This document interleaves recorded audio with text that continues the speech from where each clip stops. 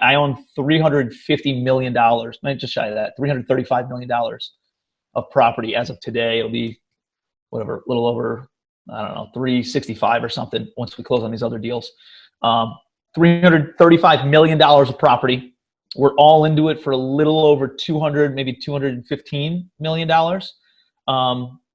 And I've raised about $45 million from private lenders and got bank financing for whatever the difference is. What is that, 170 million or something like that. Hey everyone, Jamel Gibbs here. Welcome to another podcast episode. Today, I'm really excited to have our special guest on the line. I actually met him in person a few months ago back in Tampa. We had a reunion mastermind style event with a bunch of real estate investors and educators, and just really good energy in the room. And I had a chance to have a beer with our special guest today, and just had a really good conversation with him, and wanted to. I've been trying to get him on the line for a little while, but I know he's definitely a busy guy, and you'll see why as we go through this podcast today. The guy is doing some tremendous things in real estate. What he's been able to accomplish over the last 4 to 5 years has been mind-blowing to me, to say the least. I'll tell you a little bit about him, and then I'll let you guys. I'll have him tell you about himself as well. But our special guest, he began in the real estate business back in 2007 as a commercial real estate broker in my hometown, New York City. Now, obviously, you guys know I'm from Brooklyn, New York. Where he was working at was in Manhattan, but he lived in Park Slope. Guess what? I went to middle school in Park Slope myself, so we were neighbors and didn't even know it. By 2009, he started his own real estate company in Charleston, where he bought his first duplex, and he put some money into the duplex, and that started his real estate career as we see today. We'll dig into the nitty gritty of how that actually went over the years and how he ended up to where he is right now. Very interesting story. We were just talking about it a few minutes ago. Today, he's the CEO and founder of CLE Turnkey Real Estate, where he focuses on commercial real estate investing, commercial apartment complexes and things like that. And, I was just talking with him right before we jumped on the line. He said he owns 50 units, but those 50 units are comprised of, 4,000, just shy of 4,000 units he has altogether on 50 properties. Okay. Tim is a husband. He's a father. He's a real estate investor. He's a member of multiple masterminds as well. And he's the real deal when it comes to his aspect of the business. And I don't want to take too much light away from him. I want him to tell his story, because it's definitely an incredible story from what I know about him. And I know that you guys are going to enjoy today's podcast. Let's welcome Tim Bratz. What's up, buddy? Excited to be here, man. Thanks for having me. Thanks for jumping on the line, man. Yeah, I know we've been trying to get on the line for a little while, and I know you had a busy schedule. I know you had some events going on, and then with this whole commotion that's going on in the world today, it's been difficult, huh? Yeah, it's been crazy. So I think everybody's moving and shaking. Nobody knows the direction that's going in. I think the only thing we can do is just, like we were talking beforehand, just take massive action, right? Just be super proactive, super communicative, talking to your tenants, talking to your vendors, talking to your team, talking to your lenders, just staying in communication and just doing the next right thing over and over and over again. So, and then we'll figure out, where it all goes. There's a lot of speculation, a lot of people saying, "Oh, this is what's going to happen," and all. Dude, nobody knows, right? Nobody alive has ever lived through anything like this before. So, we take it one day at a time. I honestly think that if someone says that they know what's going to happen next, they're lying. Yeah, 100%. Nobody knows what's going to happen. I mean, it's like even like the economists. Oh, well, this is what happens when that happens. Like, economists are right about just as often as like meteorologists, right? Like, it could rain, it could be sunny, it's going to be a mix of one or the other. It could be both. Who knows? Like, okay, why do I even watch the weather, right? So, no, I mean, I think nobody knows what's going to happen. Anybody who says this is what's going to happen, I wouldn't even trust their opinion, right? Like we can all, I think there's basic business principles that you could follow to ride this thing out. That's going to transcend catastrophe and disaster and struggle and all that kind of stuff. I think there's some certain things that you can do in that regard. And above and beyond that, like nobody knows what the timeline's going to be. Nobody knows what any of that stuff is. So we'll figure it out though. Yeah, we'll definitely figure it out. We always do, don't we? Mm-hmm. But yeah, man, why don't you tell them a little bit about yourself? I know I gave a brief summary of your story, but why don't you tell them about yourself and how you got started in the real estate business? Yeah, man. Well, again, I appreciate you having me, dude. And I appreciate all the content and all the value that you put out there too. So thanks, excited to finally connect.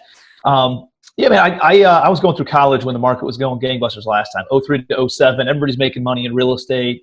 If you want to get rich, you want to build wealth, you get involved in real estate. That's what motivated a 20-year-old kid back then. So after college in 2007, I'm from Cleveland, Ohio originally, but my brother lived out in New York City. And so I moved out to New York after college and got in the real estate world. And I thought that you get into real estate by becoming a real estate agent. So I happened to become a commercial real estate agent. So I'd either represent a business owner who's looking to expand and find other locations, or I'd represent a landlord who had like retail space or office space up for lease, and just kind of different dynamic. And if you're obviously familiar with Manhattan, I closed a deal. It took about 8 months actually to close my first commercial lease, and it was at Bleecker and Thompson in the Village. Nice. Little dumpy 400 square foot space. We rented it out for $10,000 a month with a 4% annual increase over a 12-year lease term. And I started doing the math on this thing, and I'm like, holy smokes, this landlord's going to make almost $2 million for doing something one time, and they're going to get paid for the next 12 years on it. I was like, I'm on the wrong side of the coin. I need to be owning real estate instead of brokering real estate. So I moved down to Charleston, South Carolina. Just wanted some nice weather. Actually, that's where I'm coming from right now. I split my time between Cleveland and Charleston now. And, came down to Charleston and just decided I need to be in the investment world. So this is 2008 now, right when everything's like tumbling and crashing and market, everybody's saying run away from real estate. I was like, dude, I just showed up to the party. Where's everybody going? Fortunately though, the market had tanked and prices were at the bottom. Unfortunately, I had zero money and nobody was going to lend some punk 23-year-old kid money. When I've never done a deal, I'm new to real estate. Everybody's saying run from real estate.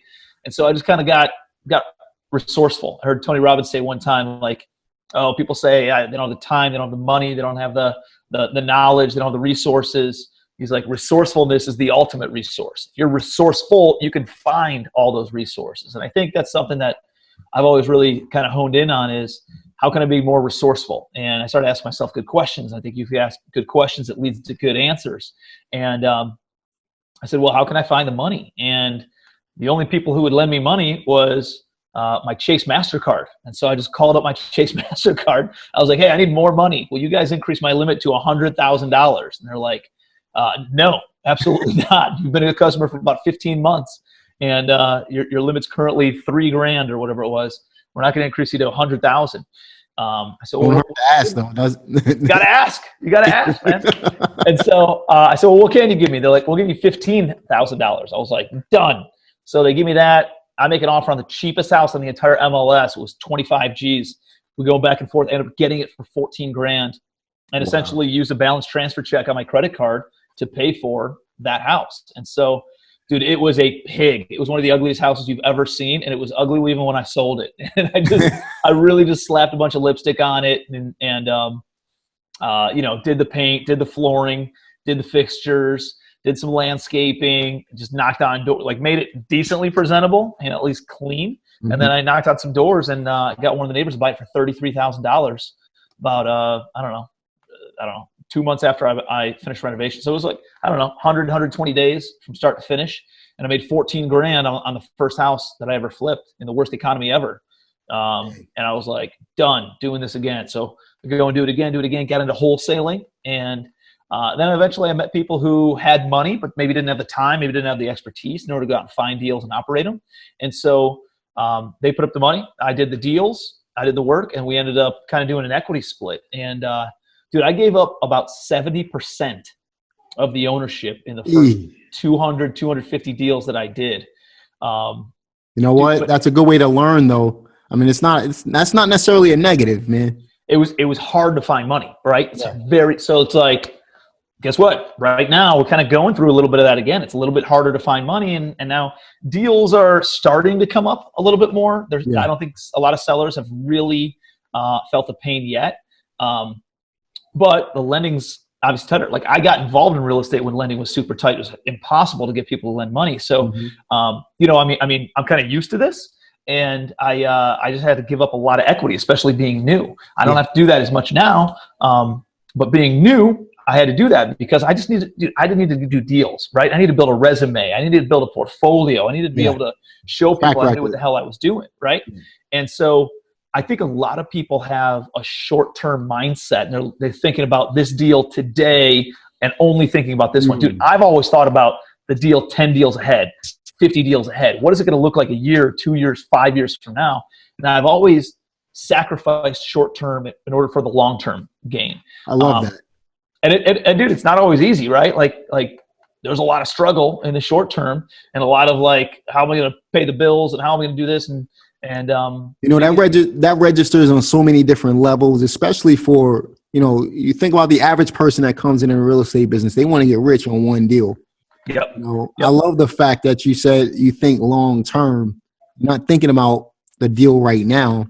Most people want all the profit on the one deal versus what they can make over a spread of deals. But look at where, that was an easy transition into what you're doing today. You know what I mean? Yep. Well, were you focusing directly on residential when you were doing those, or then made the transition into? Initially, I was doing some residential. I bought like a package of 5 houses all on the same street. And so I liked the idea. Like, I understood scale. I understood like efficiencies. But dude, just commercial real estate and apartments, it was like, it was one of those things where it was too complicated, too complex, and like I thought it was outside of my realm, right? And so I'm like, how do I even wrap my head around that? I don't know, but I can wrap my head around a single family house. And so go for it. So let's talk about that for a moment. How did you end up? Obviously, you had to make some type of mental shift from residential. I'm in the back of my mind, I'm thinking, okay, Tim started off as in the commercial business as a broker. We both know that being a broker being an investor is 2 completely different worlds. But I'm sure you had some type of confidence from being a broker that allowed you to, I guess, jump into the commercial world at some point. But what was that transition like, going from residential real estate to commercial real estate for you? So although I was a commercial real estate agent, dude, I didn't know what the hell I was doing, right? Like, all I did is I just banged out phone calls. I walked around Manhattan and just talked to business owners. I'm like, dude, what are you looking for, right? And I essentially spammed people via email and phone calls and fax blasts back in the day in order to find somebody who either wanted to sell or rent, right? And that's all I did. I didn't really understand all that stuff. I just kind of let the higher ups in the company handle a lot of that side of things. I was just kind of the workhorse, right? I'm doing the mule work.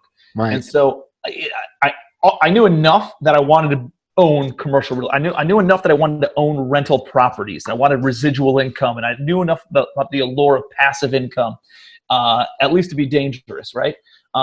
As far as like getting into apartments, I partnered up with some guys and moved back to Cleveland, Ohio back in 2012.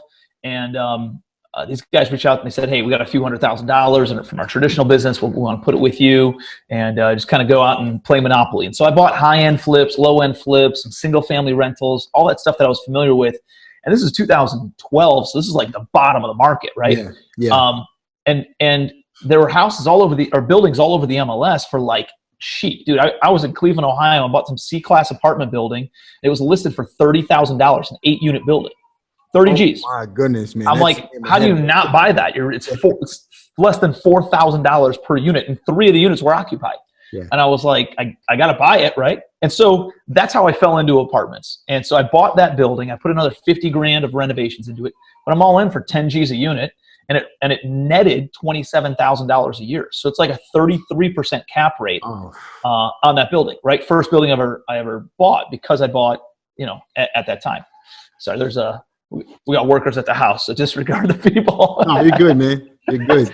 We're trying to be as natural as possible on this. Yeah. So after that first year, I bought another 8 unit that was like 40 grand. I put another 40, 50 G's into that one. And then I bought this little 14 unit. I bought some triplexes. And after that first year of being back up in Cleveland, 2013, I sat back and I'm like, what do I really want? Right? Like, what do I like the best? And I hate flipping houses. I'm just terrible at it. Not good at flipping houses. I'm more big picture. Let's go. Let me go raise money. Let's take down some deals. But then like that execution at least for like a customized renovation project, dude, I do not have I don't have the patience to deal with emotional buyers or anything like that. And so, and I hated the holding costs. I've done hundreds of those, man. And I get it. I've done hundreds of rehabs, and I stopped doing them 2-3 years ago, man. I just can't. I don't have the patience for it. Listen, man, it works for some people. For some people who like that, and they like the customization, and they like the design aspects. Yeah. And they like, dude, they can get me really. I'm not that guy, right? I like real estate as a tool to build wealth, and for me, I've always wanted like efficiencies. I've always wanted economies of scale. I've always wanted standardization and processes, and how can I build systems and put people in place and automate this whole thing. And that's not how I thought initially. I wanted to build a big business initially. I just didn't know how to do it. Right. And I realized if I bought bigger properties, it was just easier to do it that way. And so like after that first year, I looked back and I liked the rental properties the single family rentals that I was flipping, because if it didn't sell, I didn't really care, because I just bought it cheap. I fixed it all up. I slapped a new lease in place, new long-term lease at an increased rental rate. And then all of a sudden the property's not worth $20,000. Now it's worth $35,000. And I could turn around and make 15 G's. And if it didn't, I still had a tenant in place paying $650 a month, whatever, and apartments was just that on a grander scale. And I really like that. So after that first year, dude, I just sold off all the single family, finished flipping whatever I had in the pipeline, and I just focused on buying apartments. And so I bought, like I said, a 15 unit, and then I bought a 23 unit, and then I bought a 31 unit. I just kept on gradually increasing, organically growing it. And I think there's 2 ways to get involved, really jump into real estate. One is you can do it the way that I did, right? Organically, you buy a 10 unit, and then a 20 unit, and then a 40 unit, and then a 80 unit. And then all of a sudden you're sitting back and you're like, I own 200 units. You can go out and buy a 200 unit apartment building. And you kind of cut your teeth on those smaller buildings as you go along. The other thing that you could do, which I didn't even realize was an option getting started, is there's people out there who will joint venture and partner and sponsor your loans for you. People who have the business acumen, who have the experience and the technical knowledge on how to own and operate these things. And you could bring a deal to them, or you could bring money to them, or you could be boots on the ground, or kind of an operational partner. Figure out a way that you can bring value to that, and you can jump into a 200 unit deal right out of the gate. And all of a sudden you got maybe a smaller piece of equity in but it's a 200 unit deal. And all of a sudden, boom, now you can go out and start sponsoring your own loans. Now you can go out and start raising your own capital, just because it got you into some bigger deals first. So, like the big thing for getting involved in commercial real estate is you got to build a portfolio. Building the portfolio and building your balance sheet is the most important thing that you can do in order to then, get yourself into, kind of the big leagues. I'm sure it does take a little bit of a mental shift as well. Me being in real estate, I've done some smaller apartment stuff, nothing over, 20 units or so. But even then, it took a mental shift for me to be able to go from a single family or any type of residential 1 to 4 unit to make that transition into the 5 unit or 6 unit that we did, and then the 8 unit to get up to the 20. So I definitely understand that. So, right along those lines, what would be some of the biggest misconceptions that you think residential real estate investors have, or even newbies, would have when getting started in the commercial world, the apartment world? Yeah, man. I think we all build it up in our heads to be more complex than it really is, and there's definitely nuances. I'm not saying that that it's just as easy as residential. I'm not saying that it's the same.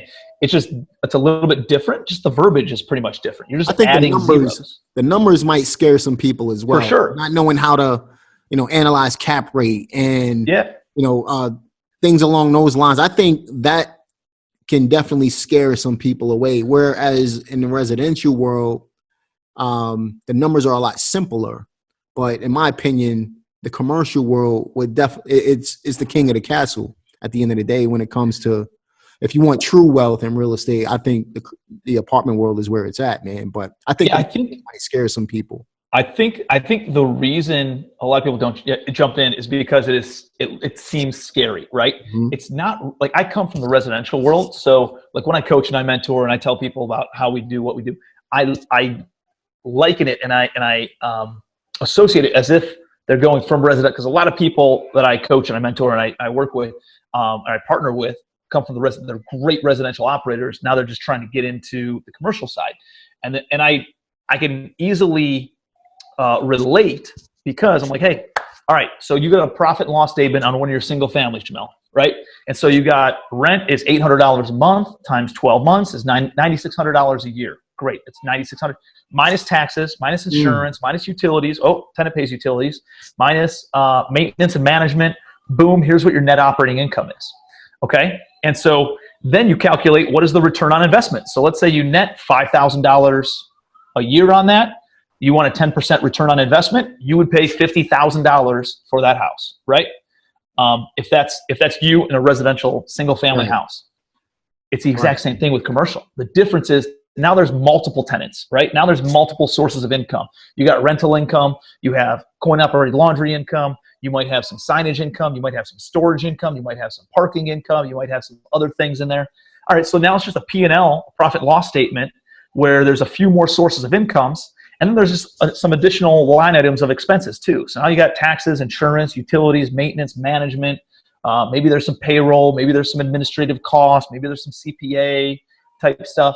So there's just more income line items. There's more expense line items. And it leaves you with the net operating income. So instead of being $5,000 a year of net income on a single family, maybe it's $50,000 a year of net income. And then cap rate. Everybody's like, oh, what's cap rate? How do I calculate cap? Dude, cap rate's a return on investment. That's all it is.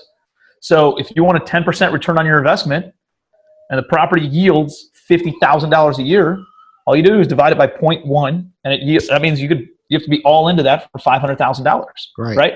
And so that's all I've done. I've just continued to duplicate that. And my process and how I buy apartment buildings, like I said, comes 100% off of the single family. I used to buy houses and be all in for 65 cents on the dollar, and then I'd flip it.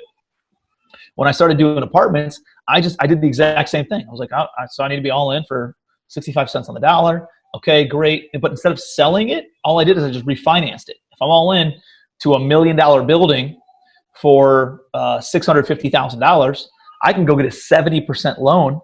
So they give me $700,000. That allows me to pay off whatever my short-term financing is. Allows me to pay back my investors, and then maybe there's some even refi proceeds in there, like 50 G's of refi proceeds. And then I just have a long-term loan in place.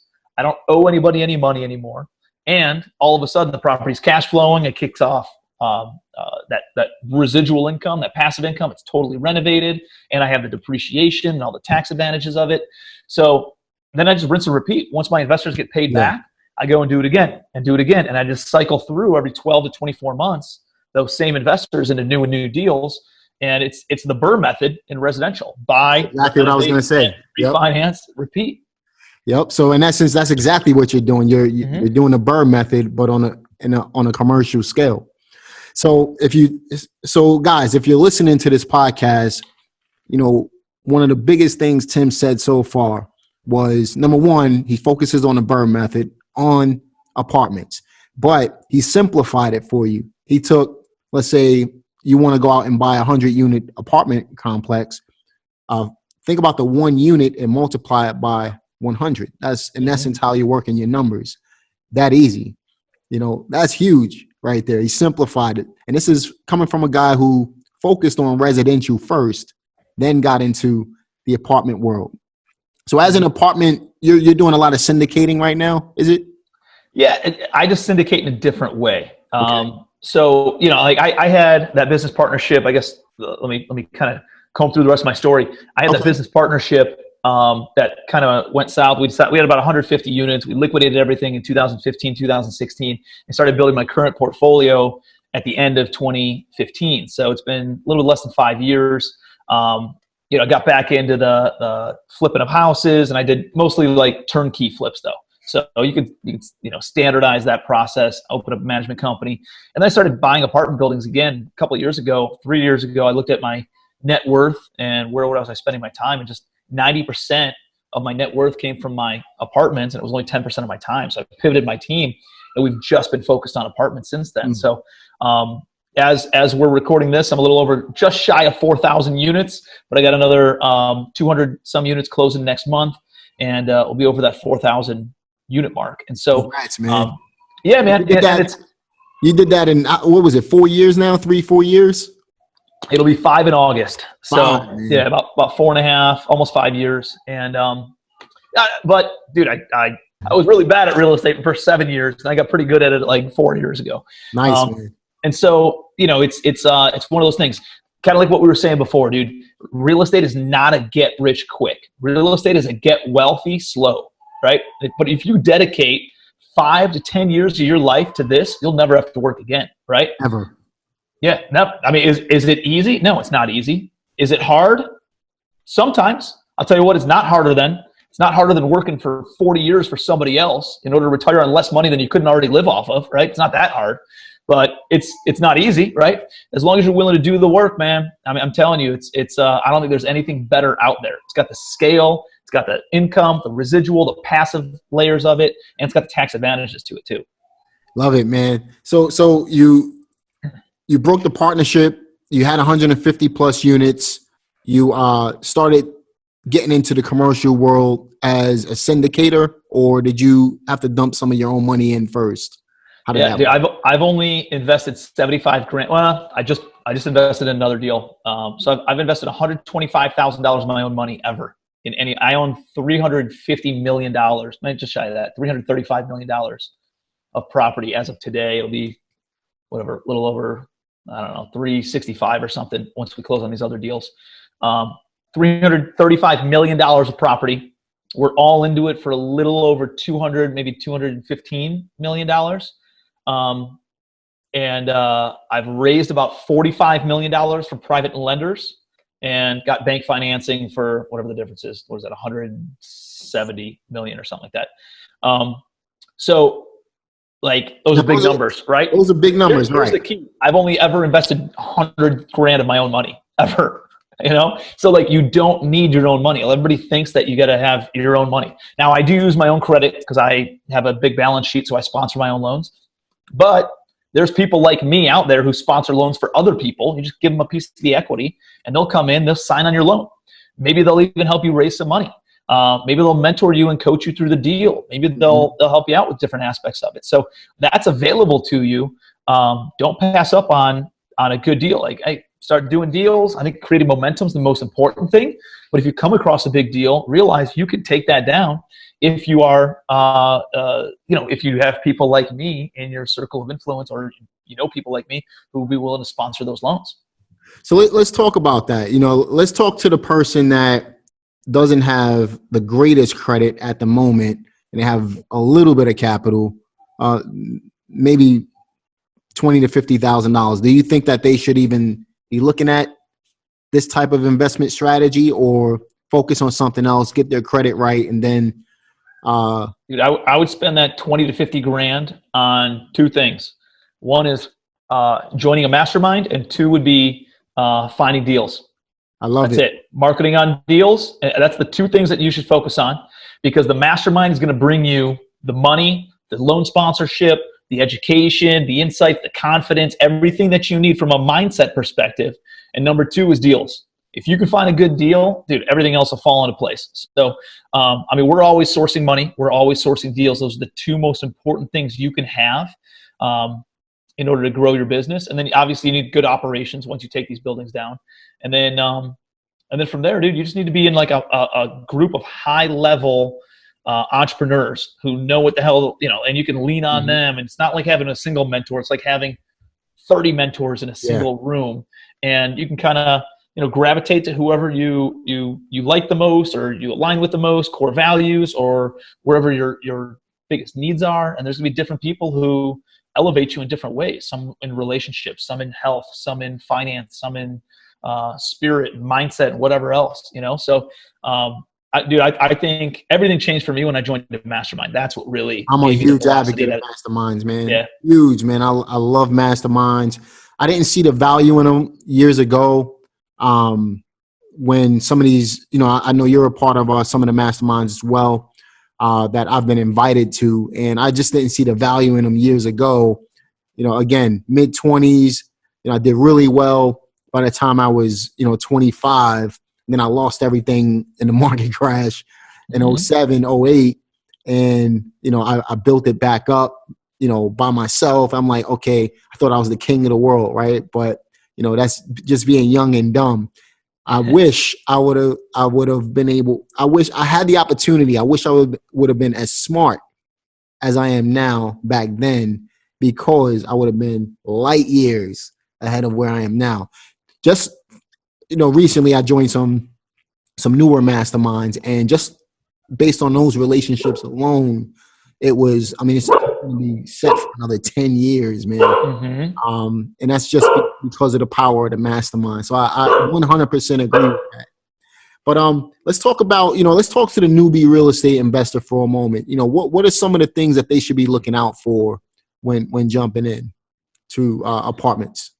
Yeah, I think the most, I think understanding what your business model is, right? Like, you don't know what path to take. I'll give you an example. My daughter's 5 years old, right? She's all into every Disney movie. She watches Disney Plus all day, not all day, but when we let her watch TV, she's watching Disney Plus. She's watching these different movies. And one of the ones that she loves is she like got into some of these old ones, like Alice in Wonderland. So she's I'm sitting there watching Alice in Wonderland with her, and Alice follows this little bunny, and she dives down this hole, and she shrinks, and she grows, and she does all this stuff, and gets into Wonderland, and goes on all these crazy adventures. And during that process, she's walking down this road and comes to a fork in the road, and it diverges in two ways. And all of a sudden, that Cheshire cat, a little purple, goofy-looking cat with the big teeth, pops up, the invisible cat, right? And she's talking to him. She's like, "Hey, Mr. Cat, the road goes this way and that way. Like, which way should I go?" And the cat goes, "Well, where do you want to go?" And she's like, "I'm not really quite sure." He goes, "Well, I guess it doesn't matter which path you take then, right? Because you don't know where you're going." And I sat back, and I remember like hearing that. I was like, dude, how many people go through life like that? They don't know what the destination is. And if you don't know what the destination, remember MapQuest back in the day, like getting directions on anywhere you're going? Like, you need to put in the destination and where you're starting from, and then it generates a map on how to get there. And so if you don't have those things, then how the hell are you going to create a map, right? You're just going to go in circles nonstop. So you have to know what your destination, like, what is the long-term goal? Well, I want to get rich. I want to get what, like, you got to quantify it, put a timeline attached to it, have like develop a real goal, and then you can take a look at some of the metrics in the industry, and you can understand that. All right. So I'll give you an example. Like, on my apartment buildings, once I renovate them and refinance them, and I put somewhere between a 70 to 80% LTV loan on these properties with long-term fixed interest rate debt, I cash flow somewhere between $100 to $160 per unit per month. After all operating expenses, after all debt service, that's cash flow in the pocket of the entity. Now, I might own 50% of that deal, and so I get $80 a month or something, or you know what I mean? Like, half of that comes to me personally, but it comes into the prop, that entity, that partnership. Right. So now you can reverse engineer the numbers. Hey, if I want $10,000 a month in passive income, then I need 100 units, right? But if I'm going to have partners with it, and I'm only going to own, 50%, then I really need 200 units. So now you have an actual quantitative metric that you can put in place and then reverse engineer. So if I want to hit that goal over the next 5 years, I need 200 units. I need 40 units a year. If I need 40 units a year, dude, that's a fourplex every month. That's easy to do, man. Or go buy one 40-unit building once a year, or go buy two 20-unit buildings every 6 months, or a 20-unit building every 6 months. You know, there's a lot of different ways to carve that pie up. And so, but you got to know what your destination is. What does that look like? And then reverse engineer from there. So be clear, basically. Be clear on what you want. I always liken it to, if you get in a car, like you mentioned MapQuest, you get in a car and you don't have a destination, and all you're going to do is go around the block a bunch of times, right? So just be clear on where you want to go. And then the vehicle to get there, the car, in essence, would be real estate. And obviously, you're going to be the driver of the vehicle. But you got to start the car. You got to get in. You got to start it. You got to put the car in drive, and you got to have a destination. Otherwise, you're just going to end up right where you started off in the first place. So, thinking about that, and thinking about some of the newer individuals looking to get into the commercial world.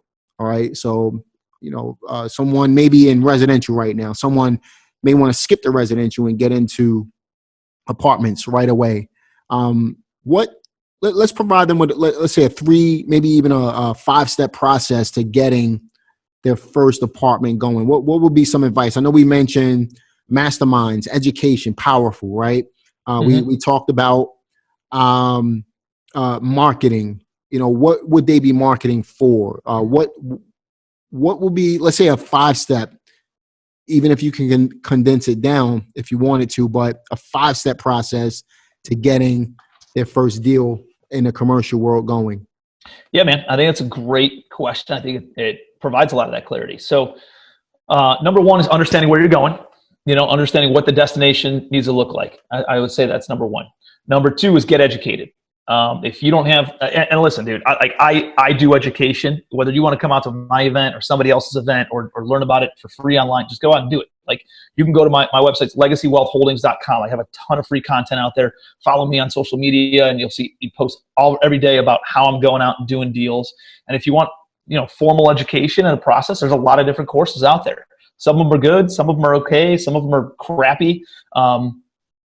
Just kind of depends. So figure out somebody that you like, that you really resonate with, that has good values, and connect with them and get educated by them. So, and there's a ton of free stuff out online too. So, you can do that. You just need to know, to ask yourself resourceful questions in order to take yourself down certain paths to get that information. Let me stop you right there. I'm going to vouch for that. I'm friends with Tim on Facebook and some other groups as well. When I first started looking into some bigger apartments, you guys know I recently made an offer on a 30-unit apartment complex for just shy of $1 million. Listening to Tim, number one, he makes you believe you can do it just with the information. You got to see some of his Facebook posts. It's incredible. Number two, he makes it simple so that, it's not like you're listening to someone who's 70 years old, 60 years old, and has an old school way of teaching. Tim simplifies it. Look at what he did on today's podcast. He took the concept of, let's say, a larger apartment complex and simplified it down to 1 unit. Now everybody can understand that. So Tim simplifies it for you. It's easy. He said he takes the BRRRR method. Everybody's familiar with the BRRRR method. He's just doing it in commercial real estate. 65 cents on a dollar, right? Come on, guys. Anybody can pick up information from Tim. I'm going to link your social media and website information in the show notes anyway. So if you're watching this on YouTube, definitely look in the description box, and you'll be able to get in contact with Tim in that regard. But I just wanted to share that with everyone. I appreciate it, dude. And listen, do you guys want to do deal? I build wealth by doing deals. I don't try to get rich from the education side of things. I actually do deals. I invest in student deals, and I partner up on a lot of that stuff. So that's where I really make money, is by educating people on how to not screw this stuff up. And then I become a partner with them. And dude, my entire mindset is I'd rather have a quarter of a watermelon than 100% of a grape. You know, I think there's a lot more juice in the squeeze of having 25% of a watermelon than in 100% of a grape. And I think it's more fun that way, right? I get to partner up with awesome people and work together. You focus on what you're really good at. I focus on what I'm good at. I like it better because I get to just do what I'm good at, and we're able to, 1 + 1 = 3, and we can do more together. So that's always been my philosophy in business. But going back to your original question, I think it's a really good question. So I want to make sure I answer it fully. So one would be understanding what is your long-term goals. Number 2 is getting educated and getting as much information as you can. I think now is a great time to go out and get educated on stuff and really refine and sharpen your axe, kind of a thing. And then there needs to be a delicate balance with taking action, right? And the action step, you don't need to know how to operate a 200-unit building before you make an offer. So go out and make an offer, right? We'll cross each bridge as we get there. And so focus on 1 or 2 different ways of finding deals. And here's how I find deals. How do you find deals, Jamel? Direct mail, text messaging, stuff, multiple ways. Drive for dollars, dial for dollars. Yep. Dude, shooting out an email drip to your social media, like REIA events, REIA groups, Facebook real estate. Dude, that's how I get all my deals too. I took all the same methods that I was doing. See what I'm talking about, guys? Simple. Simple. and I just took all those same exact methods and I just started deploying it into apartments. And you know what I realized? Nobody does that in apartments. Not many do. It's brokers that do that. Not many buyers actually approach it the way that real estate investors do, like the way that we did in the residential world. So when I started coming in, I started banging out phone calls to people saying, no, I'm not a broker. I'm a buyer. I'm willing to buy your apartment building. And they're like, what? Huh, really? Yeah. Okay. Yeah. You start having some conversations. Start calling, instead of calling for sale by owners, call for rent by owner signs. Hey, I'm not interested in renting your place. I'm interested in buying the whole building. How about this one? Google search. You're in Wilmington, North Carolina, right? Greensboro, North Carolina, apartment buildings. And just see what pops up. Look at all the dumpy Google reviews. Pick up the phone and call up the management company or call up the broker or call up the owner on all those. Those are motivated sellers, The tenants aren't happy. It's riddled with bed bugs or roaches or something. But those are the opportunistic properties. And you're able to get in there. They're not taking care of the property. The tenants are pissed, which means the tenants probably aren't paying rent, which means the owner's, in a tight financial spot. And all of a sudden, you're planting a lot of seeds. And you keep on planting seeds. And again, over time, some of those seeds might pop and might sprout in 5 days, 5 weeks, 5 months, 5 years, 50 years. I don't know. But I can tell you that if you don't plant seeds, you will never have a harvest. So you got to just keep on planting seeds. Love that, man. If you don't plant seeds, you'll never have a harvest, guys. Love that. Love that quote, man. So that's a simple step-by-step process for you guys to get started. Notice none of it is technical. A lot of it is all about, being clear with what you want and then going out there and starting to find the deals. Because when you have a deal, the money will follow. So don't worry about the money. Don't worry about putting the deal together just yet. Find the deal first. Let's cross that bridge first, and then worry about what's going to happen after the fact. Get the leads first. Great information, man. Love that step-by-step process. Love the call in general. And I know that a lot of our listeners, obviously we can't cover everything within the time frame that we have on this call today. There's a lot of moving parts to commercial real estate. There's a lot of moving parts to residential real estate. But if our listeners wanted to get in touch with you, I know that you mentioned it before, where should they go? Yeah, just connect with me on social media. I'm real active on Facebook, Instagram, LinkedIn. And then, my website's legacywealthholdings.com. So just go there, and I'll put a bunch of content and stuff out on that too. So yeah, if there's anything that I can help out with, don't hesitate to reach out, and I'll connect you with resources, whatever that looks like. And dude, I appreciate you having me, man. Yeah, I love hanging out with you. I love having conversations with you. They always go to the next level. And so I appreciate that. I appreciate your mindset, and looking forward to watching your growth in the commercial realm over the next couple of years too, man. Yeah, man, I'm definitely tapping into it, and I'll be in touch with you about that stuff as well. Now, obviously, you're a book reader as well. I know you are. Mm-hmm. I know this to be true. What books are you reading right now? Oh man, you know what I do a lot? I actually cycle through a lot of the classics. So I read, How to Win Friends and Influence People on a yearly basis. I read Think and Grow Rich on a yearly basis. One of my favorites is called 12 Pillars by Jim Rohn. Really, really powerful, profound about just living a good life, and it's making sure you understand your values and what's important and all those kinds of things. And so I read that every year as well. And if there's one book that you got to go out and get, that's only like 100 pages. You can knock it out in 2 sittings, and it's powerful stuff. So I would definitely check that one out. Awesome. So that will be the 12 Pillars. 12 Pillars by Jim Rohn. Yep. I'll link all of those books in the show notes as well. Tim, it's been a real pleasure, man, having you. I love the information. You even got me thinking about certain aspects of my business as well. So I know the audience is intrigued as well, man. So guys, check Tim out. You can check him out all across social media. Check out his website as well. Give me the website one more time. LegacyWealthHoldings.com. LegacyWealthHoldings.com. I'll link it in the show notes as well. Definitely check him out. And I'm looking forward to having you again sometime in the near future to tell you about my progress and see where you are in the very near future as well. You name it, brother. I'll be here. Appreciate you, man. Appreciate you, brother. And let me know if you ever need me for anything, all right? Absolutely. Thank you.